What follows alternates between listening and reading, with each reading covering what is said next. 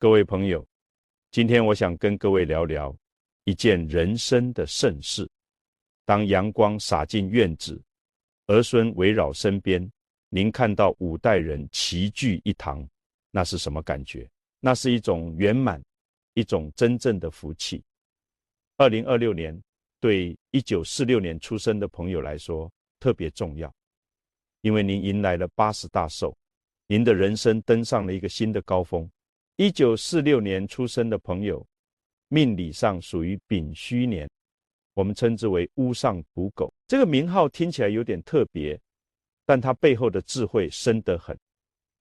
这个年份出生的人，经历了时代的巨变，见证了社会的发展，从物质匮乏的年代一路走来，靠着勤劳和坚韧，建立了完整的家庭，培养出孝顺的儿女。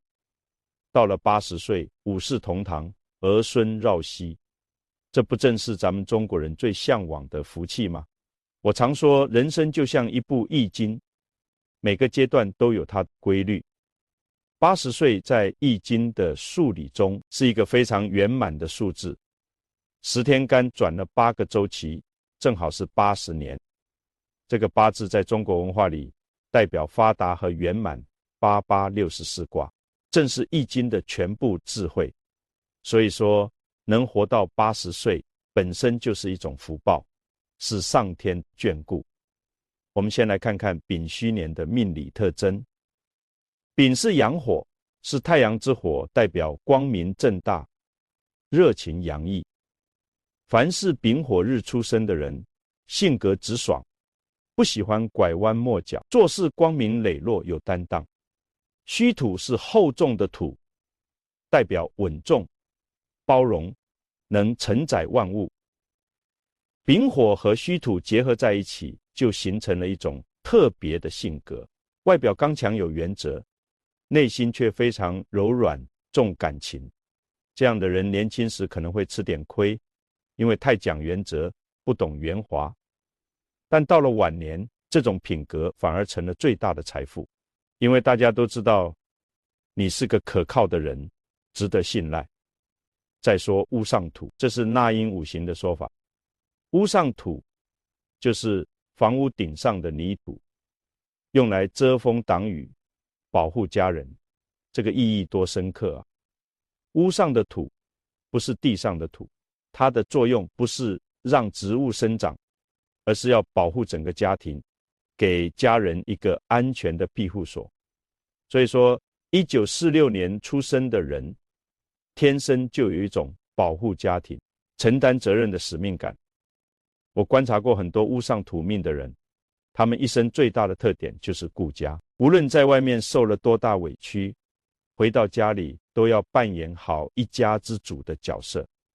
他们把全部精力投入到建设家庭、培养子女上。年轻时省吃俭用，是为了给孩子提供更好的教育条件；中年时辛苦打拼，是为了让家人过上更好的生活。这种付出到了晚年，自然会有回报。再谈谈属狗的特质。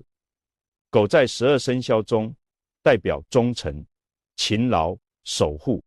咱们中国人养狗最看重的就是它的忠心。一条狗认定了主人，一辈子都不会变心。1946年出生的属狗人也有这种特质，他们对家庭的忠诚，对朋友的义气，对工作的认真，都是出了名的。这样的人年轻时可能不会大富大贵，但一定会脚踏实地，一步一个脚印地建立起自己的事业和家庭。到了2026年，这些属狗的朋友已经80岁了。80年的人生在易经中是一个完整周期。我们说从心所欲不逾矩，就是指到了这个年纪，人已经达到了一种自由自在的境界，什么该做，什么不该做，不用别人教，自己心里清清楚楚，什么是真正的幸福，什么是表面的热闹，也都看得明明白白。这个时候的人生才是真正的圆满。这一代人出生在战后重建的年代，那时物质条件很艰苦，但人与人之间的关系却很真诚。他们从小就学会了吃苦耐劳，学会了互相帮助。这些品质成就了他们坚韧的性格，也为他们晚年的幸福奠定了基础。因为有了这样的品格，他们才能培养出孝顺的子女，才能建立起和睦的家庭。2026年是丙午年，又是一个丙火年。1946年是丙戌，2026年是丙午，都是丙火当头。这个巧合很有意思，丙火见丙火，就像太阳照太阳，光明加倍。对丙戌年出生的人来说，这一年特别有利。从五行生克的角度看，丙午年的午火能生柱戌土，火生土，这是相生的关系。所以说2026年对1946年出生的人是一个充满活力、充满生机的年份。虽然已经80岁了，但精神状态会特别好，身体也比想象中硬朗。这就是天时地利的配合。我们常说寿星高照，这个寿星啊，就是南极仙翁。在咱们的传统文化里，寿星是长寿的象征，是福气的代表。2026年对80岁的长者来说，正是寿星高照的时候，能健健康康的活到80岁，儿孙满堂，五世同堂，这不就是寿星的眷顾吗？从易经的角度讲，长寿的秘诀在哪里？在于顺应天道，在于厚德载物。坤卦告诉我们，地势坤，君子以厚德载物。一个人如果心胸宽广，能包容万物，能与人为善，他的寿命自然就长。你看那些长寿的老人，哪一个不是心态平和，与世无争？哪一个不是善待他人，乐于助人？这就是德行与寿命的关系。五世同堂是一个了不起的成就，从您自己算起，到您的子女、孙辈、曾孙辈、玄孙辈，整整5代人，这需要多大的福报，多好的身体，多和睦的家庭关系才能实现。观察过很多五世同堂的家庭，发现他们都有一个共同点：家庭和睦，子孙孝顺。为什么屋上土狗命的人容易五世同堂？因为他们一生都在为家庭付出，为子孙积累福德。年轻时勤勤恳恳工作，把孩子培养成才；中年时帮助子女成家立业，照顾孙辈成长；到了老年，子女感恩他们的付出，孙辈继承了家族的美德，自然就形成了一个良性循环。这就是种瓜得瓜，种豆得豆的道理。家族的传承不仅仅是血脉的传承，更重要的是精神的传承，德行的传承。一个家族能五世同堂，说明这个家族的家风很正，家教很好。子女孝顺父母，不是因为有法律规定，而是因为父母值得孝顺。这种发自内心的孝敬，才是真正的孝道。80岁的人生可以分为4个阶段来看。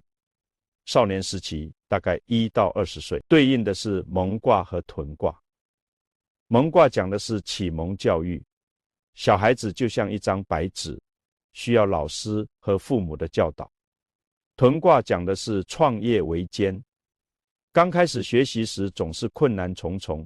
1946年出生的人，他们的童年和少年时期经历了社会的重大变革，物质条件很艰苦，但这种艰苦的环境反而锻炼了他们坚强的意志。青年时期大概21到40岁，对应的是乾卦和坤卦。乾卦代表天，讲的是自强不息；坤卦代表地，讲的是厚德载物。这个年龄段正是一个人打拼事业、建立家庭的关键时期。你要像天一样刚强，不断奋斗，又要像地一样柔软，包容万物。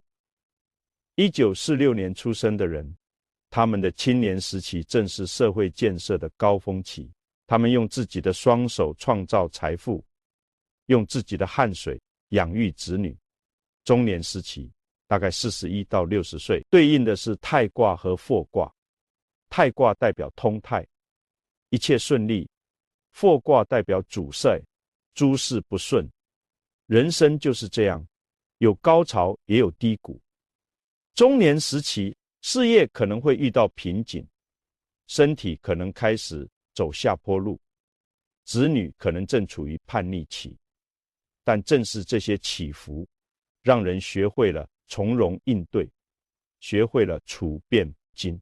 老年时期大概61到80岁，对应的是既济卦和未济卦。既济卦讲的是事情已经完成，达到了一种平衡状态；未济卦讲的是永远没有真正的结束，生命仍在继续。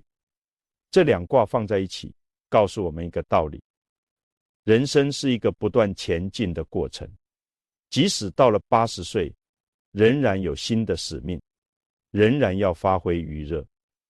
1946年出生的人，他们的人生是完整的，是圆满的。他们出生在战后重建的年代，见证了社会从一穷二白到逐步富裕的全过程。他们经历过物资匮乏的艰苦岁月，也享受过改革开放带来的红利。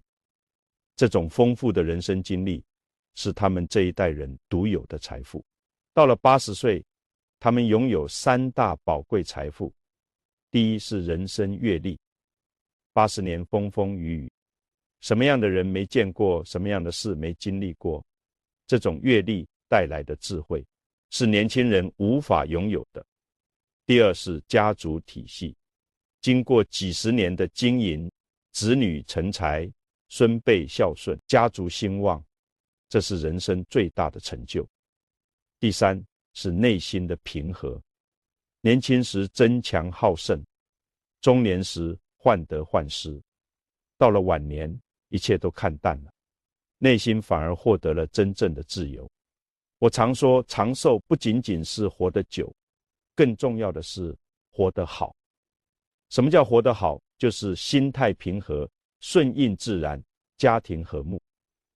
你看那些长寿的老人，他们不会为小事生气，不会跟人计较得失，每天乐呵呵的，这才是真正的养生之道。我把这个叫做中庸之道的实践，不偏不倚，恰到好处。五世同堂，这5代人各有各的角色。第一代是80岁的老人，他们是整个家族的精神支柱。虽然年事已高，但在子孙心目中，他们就是家族的根，是大树的主干。他们的一言一行影响着后代，他们讲述过去的故事，传授人生的智慧，这些都是无价之宝。第二代大概是50到60岁，他们是承上启下的一代。往上要照顾年迈的父母，往下要帮衬成长的子女。他们是家族的中流砥柱，既要在事业上继续奋斗，又要在家庭中发挥纽带作用。这一代人压力最大，但也最能体会到上有老下有小的幸福。第三代大概是30到40岁，他们正处于事业的上升期，有的可能刚刚成家立业，有的可能在职场上崭露头角。他们既要工作，又要照顾孩子，还要抽时间陪伴长辈。这一代人虽然忙碌，但也最能感受到家族传承的责任。第4代大概是10到20岁，他们是家族的希望之星，有的在上学，有的刚刚踏入社会，他们充满朝气，充满梦想。在他们眼中，曾祖父、曾祖母就像活着的历史书，听他们讲述过去的事情，就像在听传奇故事一样精彩。第5代可能还是婴幼儿，甚至刚刚出生，他们天真无邪，代表生命的延续，代表家族的未来。当80岁的老人抱着玄孙的时候，那种喜悦，那种对生命的敬畏，是任何东西都无法替代。孝道在现代社会有没有变化？当然有变化。过去的孝顺可能是父母在不远游，现在的孝顺可能是经常打电话问候，节假日回家看望。形式变了，但本质没变。本质是什么？是对父母的尊重，是对养育之恩的回报，是血浓于水的亲情。易经里有一个卦叫家人卦，专门讲家庭关系。这个卦告诉我们，家庭和睦的关键在于各就其位，各尽其责。父母要尽父母的责任，子女要尽子女的义务。这不是谁强迫谁，而是每个人内心自愿的选择。一个和睦的家庭不需要太多规矩，因为每个人都知道自己该做什么。福满堂的具体表现是什么？首先是子女事业有成。当您看到儿子在事业上有所建树，女儿把家庭经营得很好，作为父母，心里是多么欣慰。这说明您当年的教育是成功的，您的付出是值得的。其次是孙辈学业优异，孙子考上好学校，孙女品学兼优，这些都让老人感到骄傲。教育的传承往往要看第三代，如果孙辈也很优秀，说明家族的基因很好，家风的传承很成功。再次是全家和睦相处，逢年过节一家人聚在一起，其乐融融，没有争吵，没有矛盾，每个人脸上都洋溢着幸福的笑容。这种和谐的氛围比什么都重要。最后是邻里称赞，社会认可。一个五世同堂、儿孙孝顺的家庭，在社区里一定是受人尊敬的。大家都会说，你看某某家家教真好，子女真孝顺，这种社会认可是对一个家族最高的评价。助生活与养生方面，我给各位一些建议。要顺应事实，春天万物生发，要多到户外走走，呼吸新鲜空气，感受生命的气息。夏天阳气旺盛，要注意防暑降温，但也不能贪凉。秋天是收获的季节，要调养身体，为冬天储备能量。冬天万物收藏，要注意保暖，减少不必要的活动。这就是春生夏长秋收冬藏的道理。饮食方面，苦命的人要注意脾胃的保养，饮食要清淡，不要太油腻，要定时定量，不要暴饮暴食。五谷杂粮要多吃，新鲜蔬菜水果也要适量摄入。肉类可以吃，但不要过量。记住，病从口入，吃的健康比吃的丰盛更重要。作息规律也很关键，最好是日出而作，日落而息，顺应自然的节律。早上可以早点起来活动活动筋骨，练练太极或者散散步。中午休息一会儿，养养精神。晚上不要太晚睡，充足的睡眠对身体恢复很重要，情绪的调节更加重要。易经讲究中庸之道，喜怒哀乐都要有节制，不要因为一点小事就大喜大悲，要保持内心的平静。遇到不顺心的事，要学会放下。过去的事就让它过去，未来的事也不必太担心。活在当下最重要。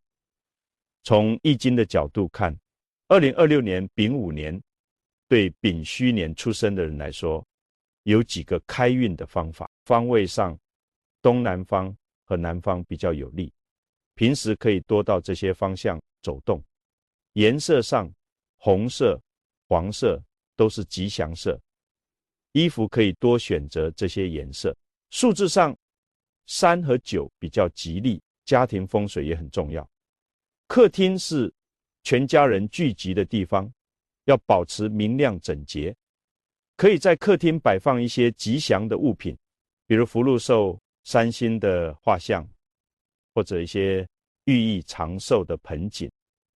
卧室是休息的地方，要保持安静舒适。床的位置最好是靠墙摆放，给人一种踏实的感觉。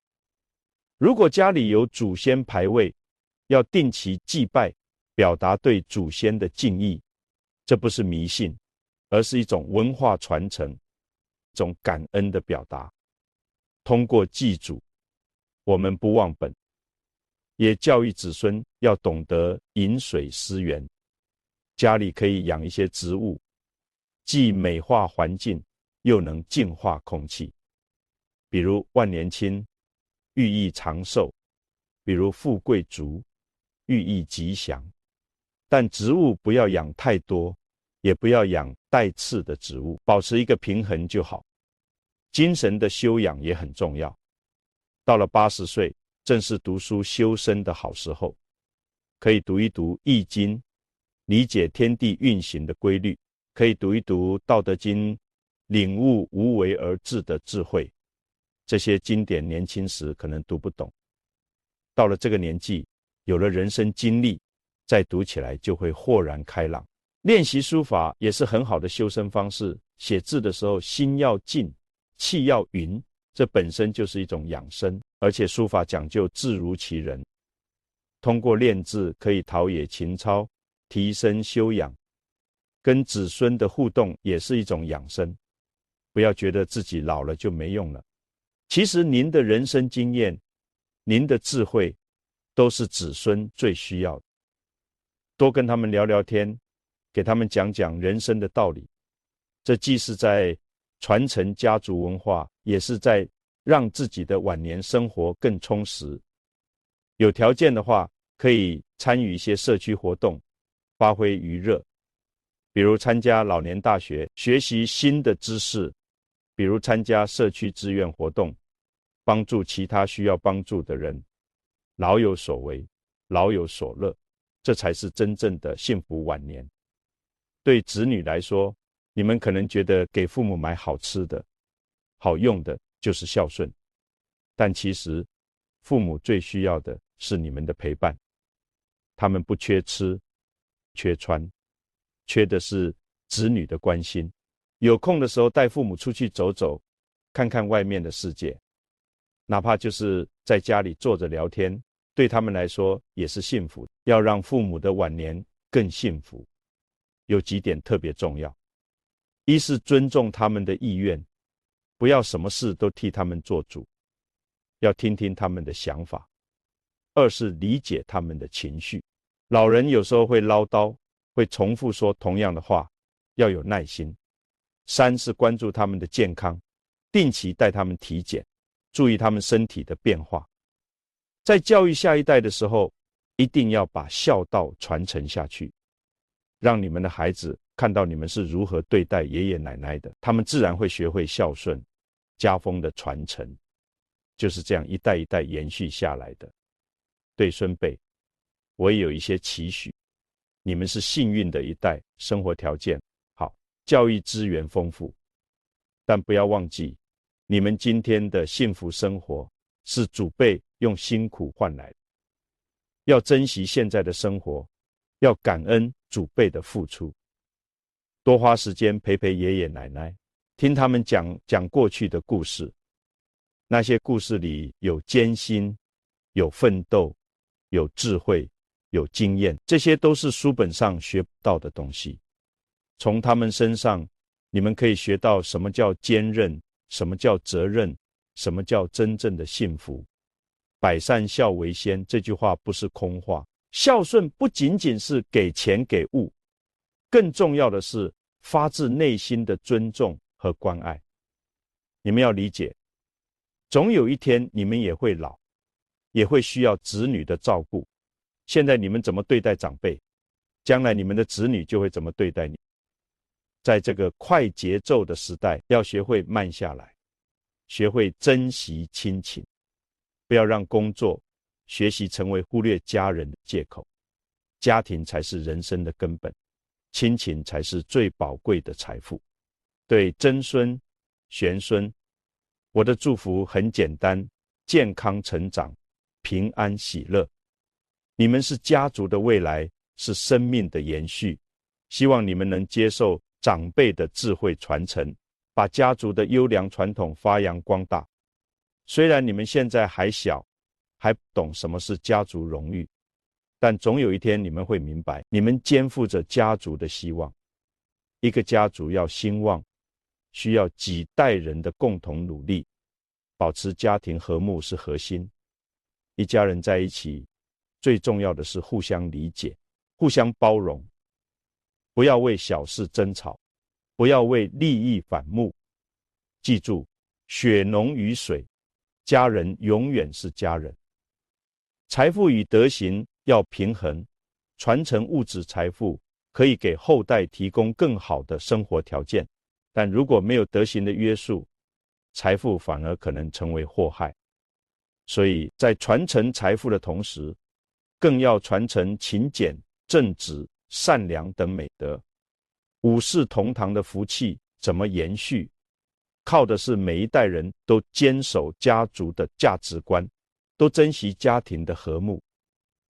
只要大家心往一处想，劲往一处使，这个家族就会代比一代强，代比一代好。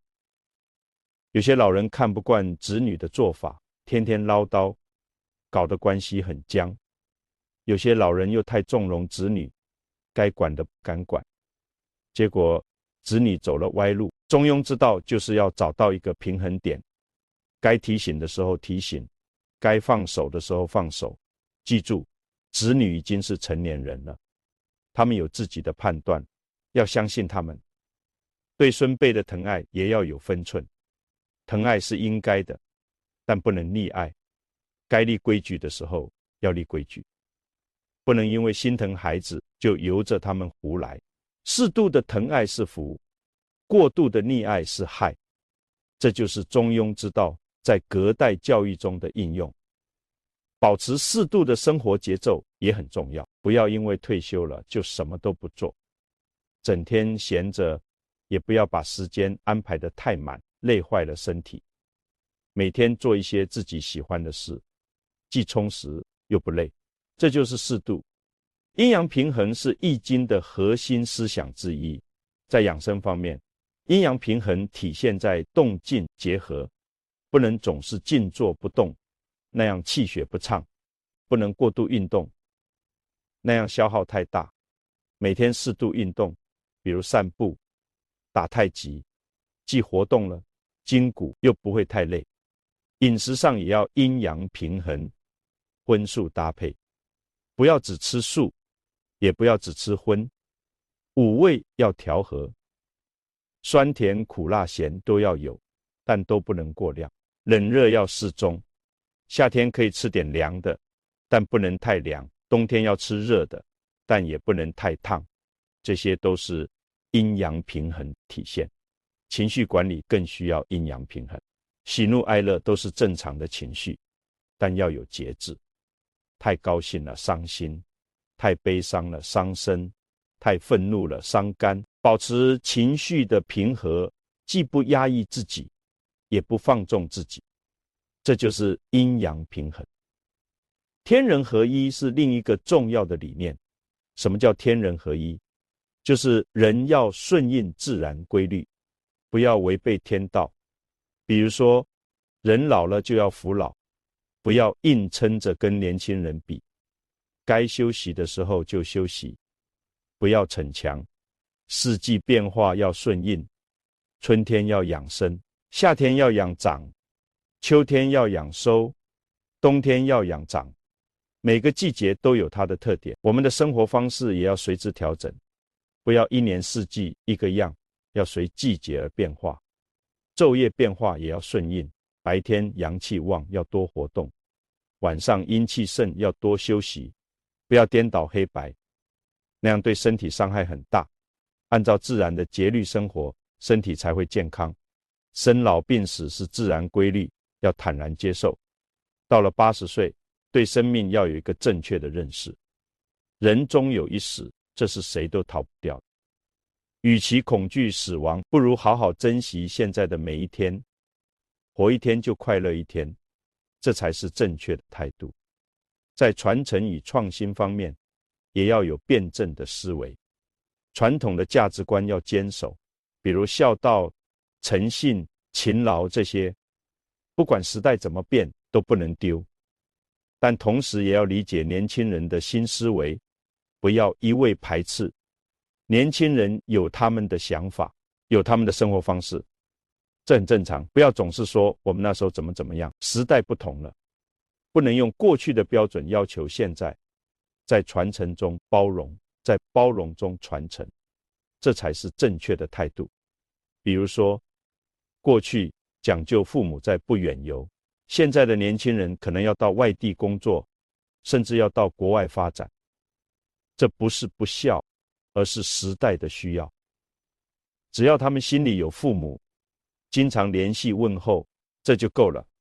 形式可以变，但孝心不能变。又比如说，过去讲究多子多福，现在的年轻人可能只生一个孩子，或者选择不生，这也不能说是错。每个人有每个人的选择，作为长辈，我们要尊重他们的决定，不要强加自己的意愿。80年的人生走到这一步，该看开的都看开了，该放下的都放下了。儿孙自有儿孙福，不要替他们操太多心，把自己的身体照顾好，把自己的心情调整好，这就是对子女最大的帮助。能够五世同堂，能够享受天伦之乐，这已经是莫大的福气。珍惜现在拥有的一切，感恩生命的馈赠，这就是易经教给我们的人生智慧。各位朋友，回过头来看看80年的人生到底意味着什么。从易经的角度看，80年是一个完整的周期，是天干地支的8次轮回，是从出生到圆满的完整过程。